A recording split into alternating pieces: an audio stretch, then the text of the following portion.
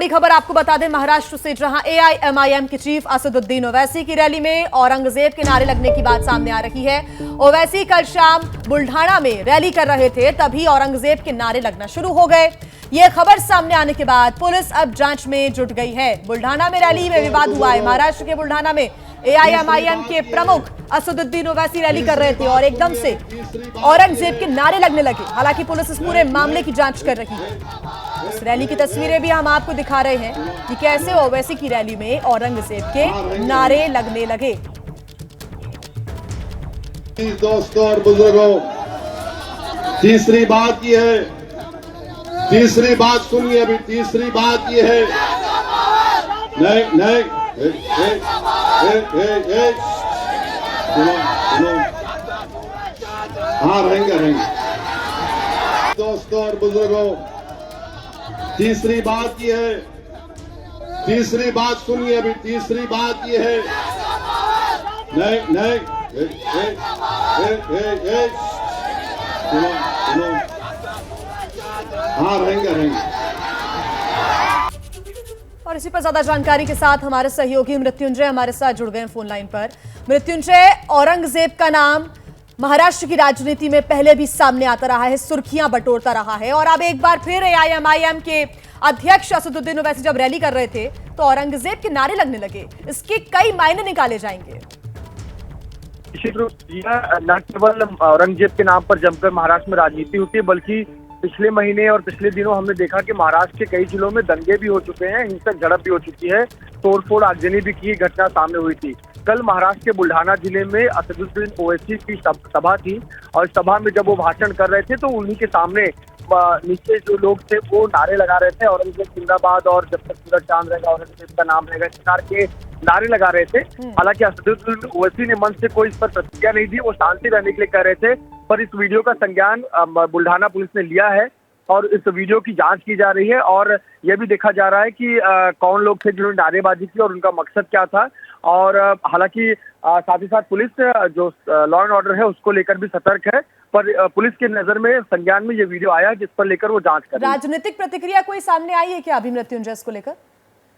जी बिल्कुल, राजनीतिक प्रतिक्रिया भी आनी शुरू हो गई है। भाजपा ने अपनी प्रतिक्रिया दी है। भाजपा नेता किरीट सोमैया ने बताया है कि ये ओवैसी की ही सभा में संभव है और ये जानबूझकर इस प्रकार से किया जा रहा है और ऐसे लोगों पर जो लोगों ने नारेबाजी की उन पर कार्रवाई होनी चाहिए। और ओवैसी को भी नसीहत दी कि वो भी अपने जो उनके कार्यकर्ता हैं, समर्थक हैं, उन पर लगाम रखे। इस प्रकार की प्रतिक्रिया आनी शुरू हुई है। ठीक है मृत्युंजय, आप बने रहिए हमारे साथ। अपने दर्शकों को एक बार फिर से सुना देते हैं कि किस तरीके से ओवैसी की रैली में औरंगजेब के नारे लगे हैं। दोस्तों और बुजुर्गों, तीसरी बात यह है, तीसरी बात सुनिए अभी। तीसरी बात यह है, नहीं सुनो, हाँ रहेंगे। दोस्तों और बुजुर्गों, तीसरी बात यह है, तीसरी बात सुनिए अभी। तीसरी बात यह है, नहीं सुनो, हाँ रहेंगे।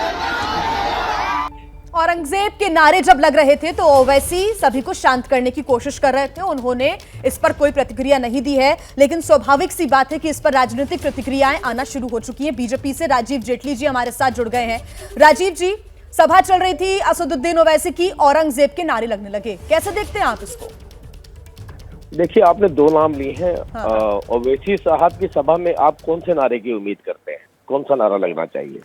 ओवैसी साहब जिस विचारधारा के साथ चलते हैं, जिन बातों को जनता के बीच में रखते हैं, वैसा ही रिएक्शन उनको वापस मिलता है, वैसा ही प्रेम उनको वापस मिलता है। उनकी नजर में जिसे प्रेम कहा जाता है, वो औरंगजेब के नारे लगाए जाते हैं, बाबर के नारे लगाए जाते हैं, भगवान राम को गालियां निकाली जाती हैं, हिंदुओं को असुरक्षा की भावना देने की कोशिश की जाती है, हैदराबाद के अंदर ऐसा माहौल बनाया जाता है। तो ओवैसी साहब से आप इससे ज्यादा क्या उम्मीद कर सकते हैं? देश के अंदर हर कोने कोने के अंदर ओवैसी साहब इस तरीके से भ्रमण करते हैं जैसे किसी वक्त पे आपने देखा होगा मुस्लिम लीग बनाते वक्त मोहम्मद अली जिन्ना ने भ्रमण किए थे। तो ये जो ओवैसी साहब की जो स्टेटमेंट आती है, उस स्टेटमेंट के अंदर कभी आपने भारत नहीं सुना, हिंदुस्तान नहीं सुना, एक 1.4 बिलियन लोग नहीं सुने भारत के नागरिक, हमेशा अगर कोई बात मुंह से निकलती है तो मुसलमान, इस्लाम, शरिया, औरंगजेब, बाबर, जब बातें ही आप सोचिए इस्लाम और ठीक है। शरिया की होती होंगी तो वहाँ नारे कैसे लगेंगे, उसका अंदाजा आप लगा लीजिए। जी